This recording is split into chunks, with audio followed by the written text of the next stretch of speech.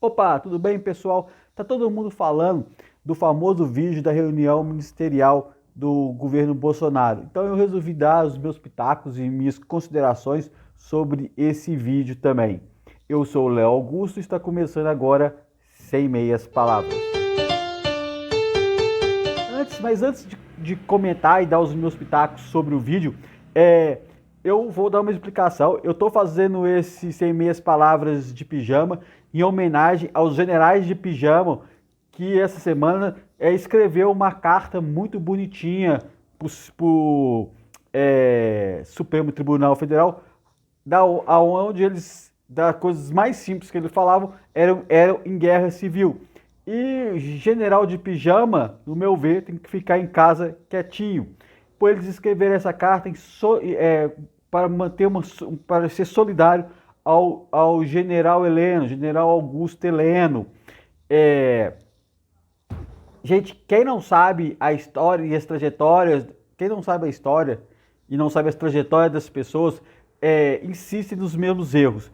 O general Heleno não apareceu agora no cenário nacional. Ele é uma figurinha carimbada e tarimbada há muito tempo. O general Heleno foi ajudante de ordem do general Silvio Frota. O general Silvio Frota foi um general linha dura da extrema direita, que quando o Geisel estava fazendo a abertura e começou a fazer a abertura e a distensão política para acabar com a ditadura militar no Brasil, esse general Silvio Frota era completamente contra a abertura e ele resolveu dar um golpe no golpe. Então, em 12 de outubro de 77, ele resolveu dar um golpe no golpe, mas ele foi barrado, ele não conseguiu fazer isso.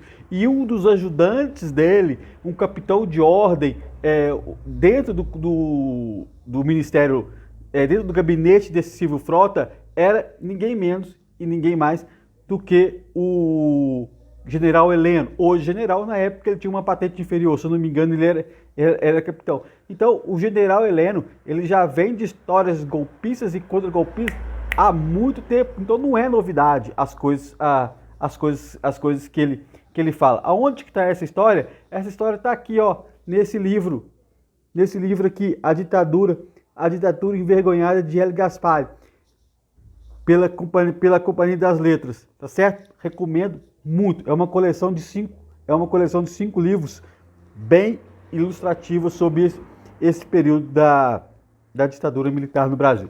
Bom, gente, então vamos falar agora do famoso vídeo. Para começar, aquele vídeo realmente ele podia estar tranquilamente, pelo linguajar dele, ele podia estar no site dos Xvideos. Mas essa questão do linguajar, gente, para mim realmente é o de menos, porque ali o presidente, o Bolsonaro, ele simplesmente repetiu e confirmou o que ele já vem falando há 30 anos, desde que ele era vereador, depois ficou 28 anos como deputado do Baixo Clero, e agora da campanha como presidente. Assim, o que ele falou e o jeito que ele falou e as palavras que ele usou, assim, não me chocaram, porque é o linguajar dele. Eu ficaria chocado e acharia estranho se de repente em uma reunião ministerial ele usasse um discurso sei lá, vamos falar de Rui Barbosa, de patrocínio, tivesse a eloquência do Lacerda, não Márcio Lacerda não, gente, não confunde não, pelo amor de Deus. Então, aquilo ali é puramente Bolsonaro, é ele sem pôr e nem tirar. Por isso que os apoiadores dele gostaram, porque é ele mesmo, né? Tudo que ele falou representa a figura dele, né? A figura abjeta dele, isso aí sem dúvida nenhuma. E eu ficaria chocado se de repente lá ele usasse o mais puro português e tivesse um discurso de Rui Barbosa, aí isso realmente me chocaria. Mas palavrão e as questões amalucadas que ele falou, isso aí a gente tem que pontuar depois, não me chocaram, realmente não me chocaram. O vídeo, na verdade, era para ser uma prova do que o ex-ministro da Justiça, o Sérgio Moro, falou, que ele queria interferir na Polícia Federal. O vídeo em si, ele confirma tudo aquilo que o Moro falou, que ele não ia esperar ninguém fuder a família dele, fuder o amigo dele, que ele ia trocar. Então, isso já estava claro, não tinha nada mais do que esperar sobre isso. O que a gente não percebe é o que está depois. Muito mais do que o vídeo, o que ele fala depois na Porta do Alvorada, que é importante. O Bolsonaro, na Porta do Alvorada, falou que recebeu informações de amigos policiais civis e militares falando que ia ter uma investigação ou um recolhimento de provas, eu esqueci a palavra agora, na casa do filho e do amigo, na casa do filho e de um amigo dele. Se ele recebeu indicações, se ele recebeu mandato de busca, mandato de busca. Se ele recebeu uma indicação, se ele recebeu um aviso antes desse mandato de busca acontecer, por militares, por agentes públicos, que ele falou que foi amigos policiais, civis e militares, isso é crime, isso é errado, não pode acontecer. Aí ele tentou justificar, falando que ia plantar prova contra ele. Como que ia saber? Isso é mentira. Então, essa fala, que não está no vídeo, que foi uma entrevista que ele deu depois da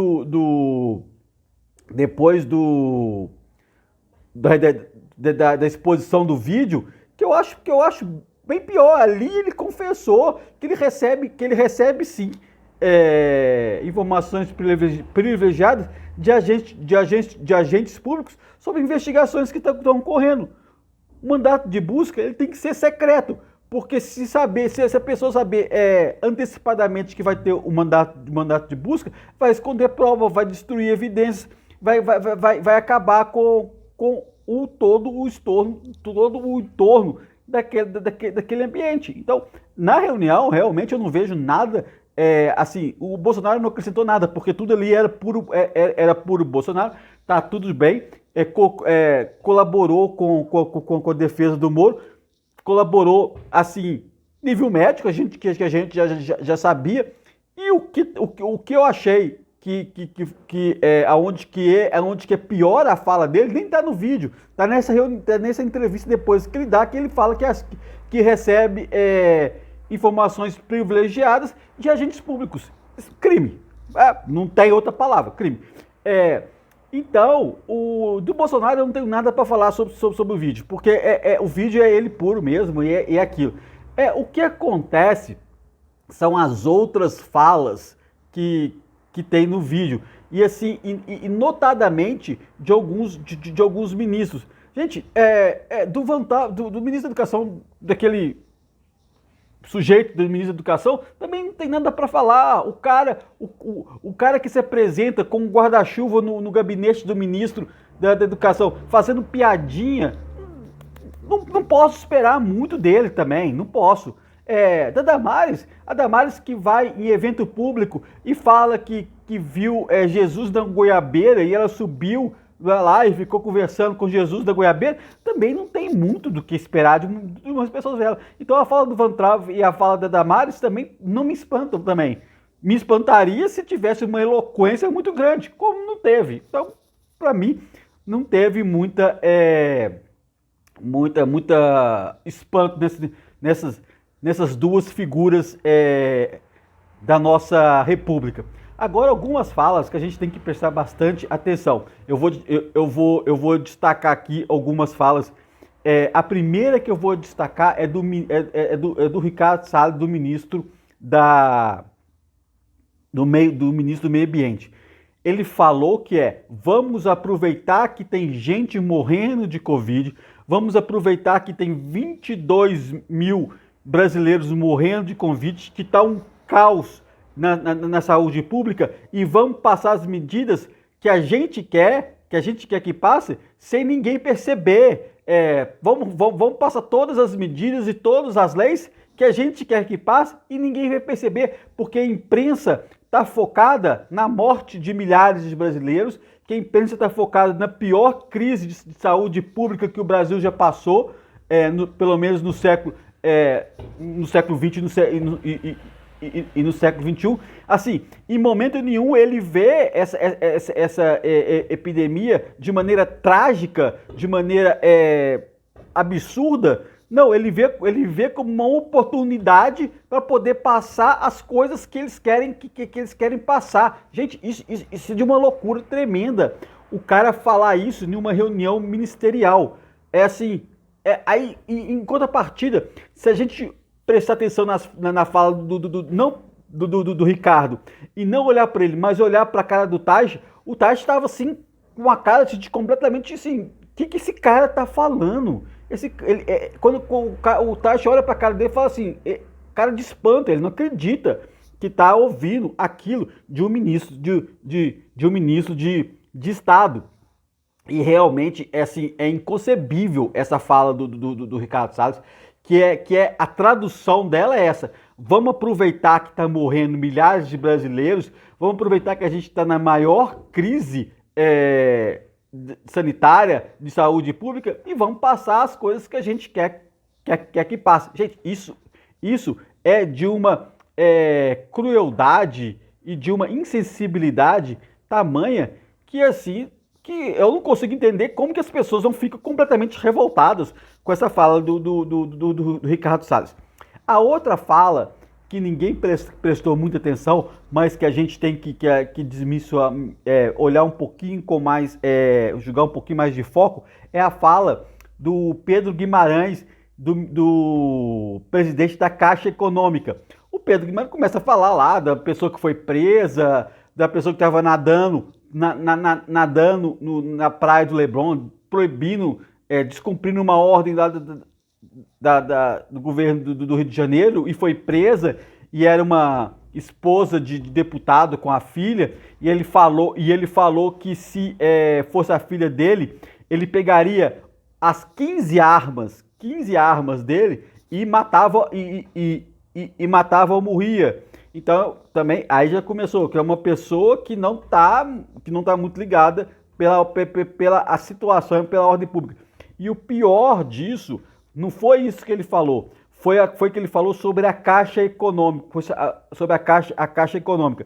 A Caixa Econômica é um banco 100% público, então se ele é 100% público, ele pertence aos brasileiros, ele pertence a nós, brasileiros, que ele foi com o nosso imposto que a Caixa se mantém. Então, é um patrimônio nosso.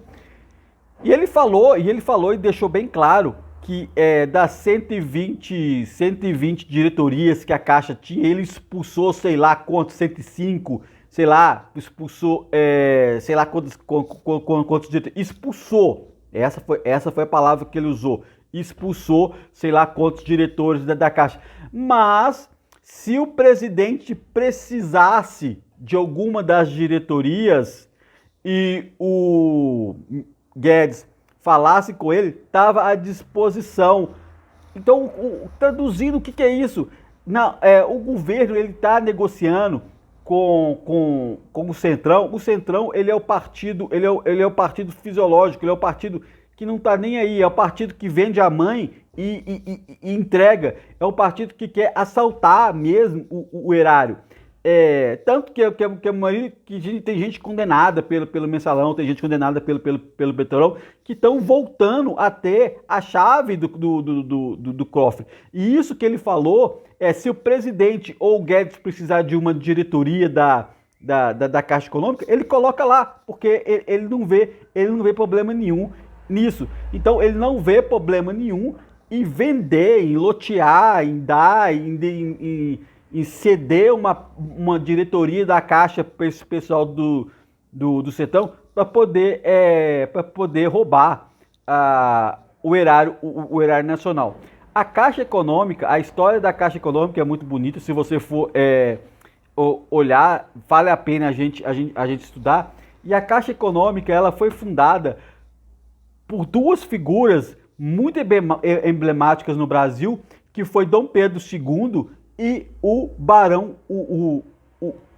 de Mauá. O Barão de Mauá foi um dos grandes empresários do Império. Ele era muito amigo do Dom Pedro II. Depois eles romperam a relação, romperam a amizade, e isso custou, e romper a amizade com os poderosos é muito caro para as pessoas. E Mauá pagou esse preço. Então eu recomendo aqui um outro livro, que é Mauá, o Empresário do Império, de Jorge Caldeiras, também pela Companhia das Letras.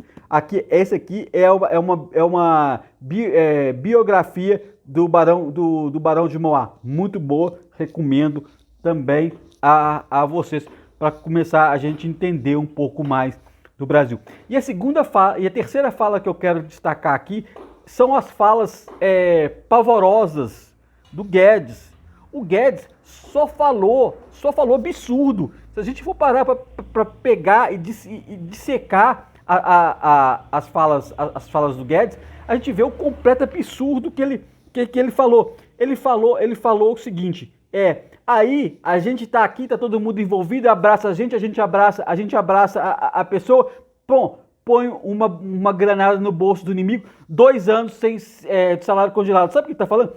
Que ele enganou os servidores públicos e conseguiu passar uma lei, um decreto, ou o que for, para os servidores públicos ficarem 2 anos sem ter reajuste salarial. Assim, ele enganou, porque ele falou, a gente fingiu de amizade, abraçou aqui, rolou com a gente, e colocamos uma bomba no bolso do inimigo. Tão de maneira sorrateira, eles passaram de algum modo um jeito que o funcionalismo público federal vai ficar 2 anos sem ter reajuste salarial, vangloriando disso.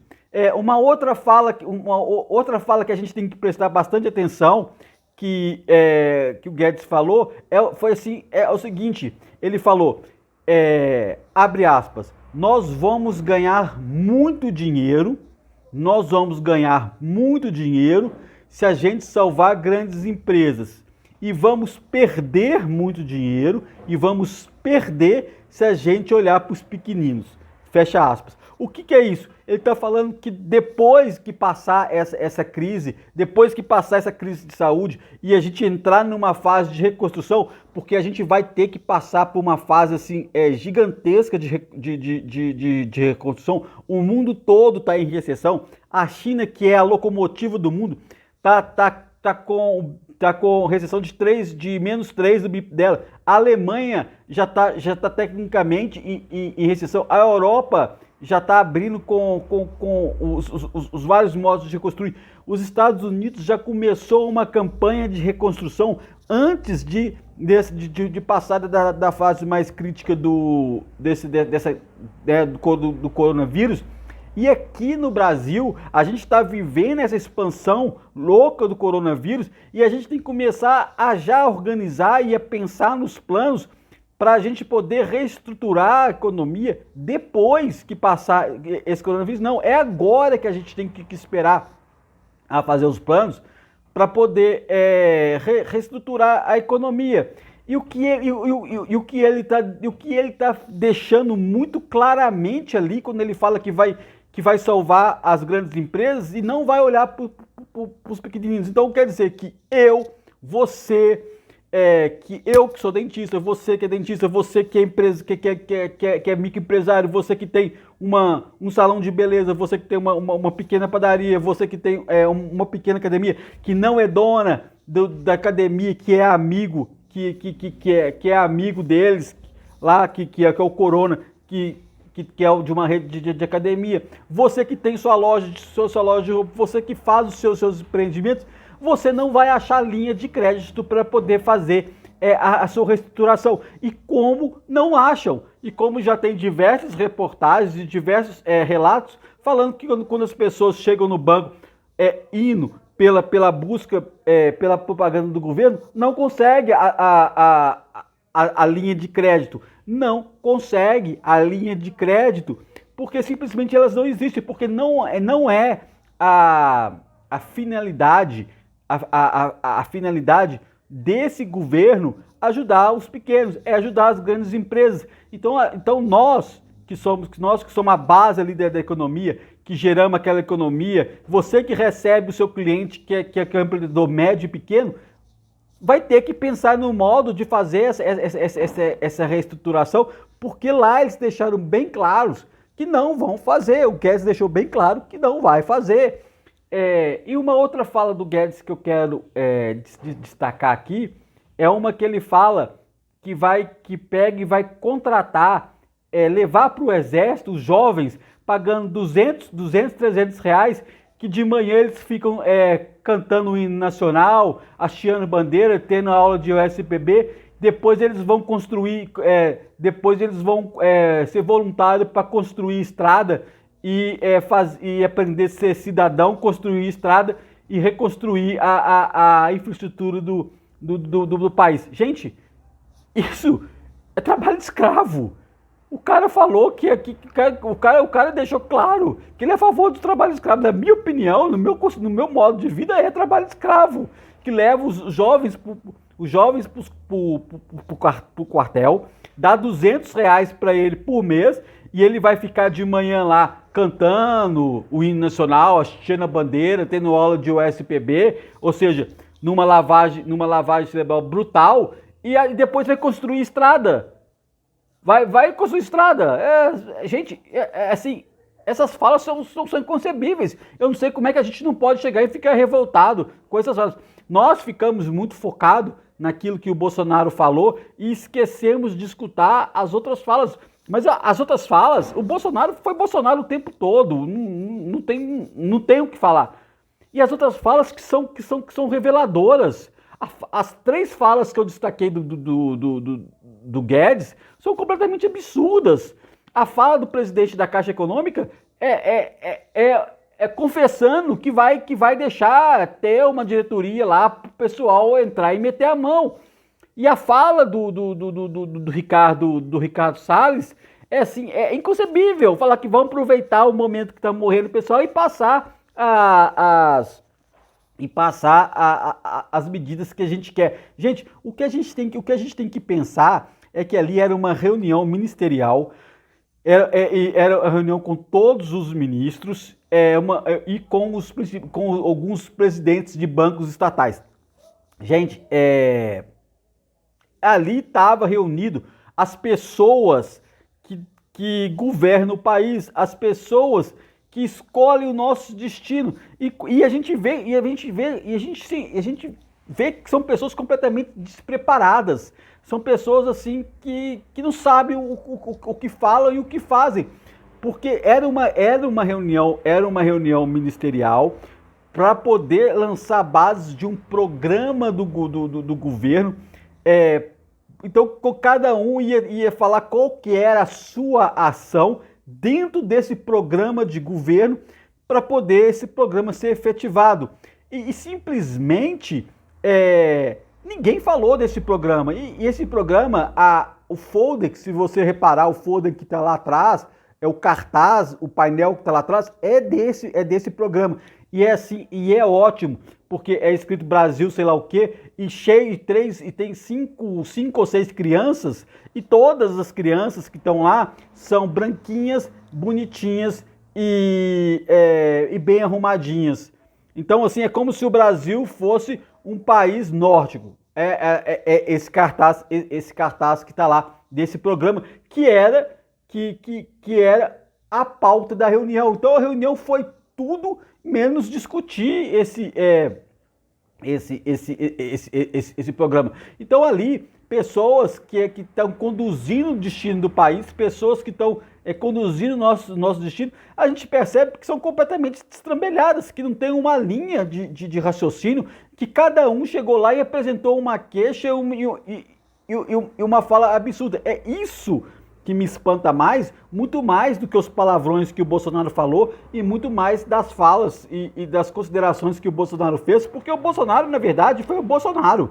Ele foi o Bolsonaro o tempo todo. Foi aquela figura abjeta, aquela figura patética, aquele jeito estranho de ficar olhando para frente enquanto fala, que denota-se um descontrole emocional. Mas ele foi ele o tempo todo. Ele não representou outro papel. Eu, igual eu já falei, né? Me espantaria se ele, de repente, tivesse a eloquência de um Rui Barbosa, de um patrocínio ali naquela reunião. Então, o que eu quero deixar aqui nesse vídeo é uma sementinha para vocês pensarem, refletir sobre a fala desse pessoal, porque o que a gente vê ali, na verdade, é o triunfo da inutilidade, é o triunfo dos nulos, completamente nulos, é o triunfo do mais nulo, assim, nem sei a gente o adjetivo que eu posso usar. Assim, é a vitória dos nada. A vitória dos nada. É isso que me dói. E eu não sei como que a gente não fica tão chateado ou revoltado que não faz nada. A gente continua sendo uma mosca sem asas, que a nossa revolta, a nossa indignação não ultrapassa a janela das nossas casas. Pensa, desfoca de Bolsonaro, descola do vídeo do Bolsonaro e passe a reparar as outras falas e monte o seu quebra-cabeça, tá certo? Monte o seu quebra-cabeça. Não acredite em mim, monte o seu quebra-cabeça. Nesse vídeo eu falei sobre o famoso vídeo da reunião ministerial, pontuei as falas as falas absurdas de 3 minutos, de 3 ministros, e dei a indicação para você de 2 livros. Um livro que eu indiquei foi o Mauá, o Empresário do Império, do Jorge Caldeira, da editora Companhia das Letras. Muito bom essa biografia do Mauá. E o segundo livro que eu indiquei para vocês foi A Ditadura Envergonhada, de L. Gaspari, também da Companhia da Letra. Esse aqui é um dos 5 volumes dessa brilhante período histórico que o Hélio Gaspari fez da ditadura militar no Brasil. São 5 volumes e vale muito a pena a gente ler, tá certo, pessoal? Então, isso aí que eu quero que vocês pensem e monte o seu quebra-cabeça, beleza? Até mais e até outro dia sem meias palavras.